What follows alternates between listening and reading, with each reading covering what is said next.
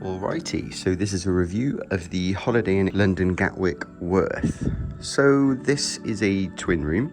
Apparently it was recently refurbished at a cost of 9 million. I get the feeling this is not necessarily one of the latest refurbished rooms. The reason I say that is it has different carpet to the others. And when you're walking to the room, you can see there's different designs. But it's a very nice room. So this is a twin room. It's on the ground floor, so the windows do open, but it also has air conditioning. Blackout curtains. This is a easterly facing room, so that's been absolutely fine. A small desk area, television and whatnot. You can stream to the TV, which I thought was a nice idea. That is an artist's impression of the kind of the bar area on the left and the breakfast area on the right. It does look like that, so there we are. And you've got like YouTube, Netflix, as well as regular terrestrial television channels. There's air conditioning. There's also some food that you can order. The common areas are really nice. There's a little bar.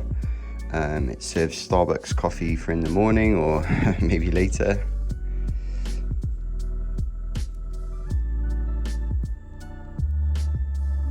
Kids eat free, under 12, but you have to be accompanied by at least one adult. The staff have been really friendly, like super friendly.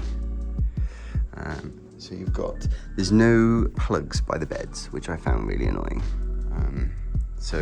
And the plug over there is a light plug, so you've only got those two. There's a hairdryer in here, but it is stuck in there, so you can't take that anywhere else. And the rest is just storage.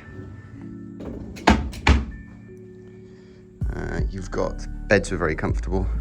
You've got tea and coffee facilities. More storage. You do get an iron and an ironing board and plenty of hanging space. Now there were towels here, so there's towels in the bathroom for one person. The bathroom. So it does come with some small toiletries, shaving socket. And it's a bath shower combo. Apologies for the towels, I just threw them in there. But yeah, I mean, the pressure was good, plenty of hot water, and it's essentially a hotel you stay in to get to Gatwick.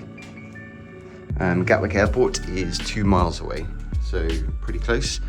You do need to pay for overnight parking here, so we'll put the details of that in the video. There's a couple of vending machines, which is pretty handy if you forget travel adapters, water, 3 SIM card, which is a data provider in the UK, and you can pay with your credit or debit card or Apple Pay.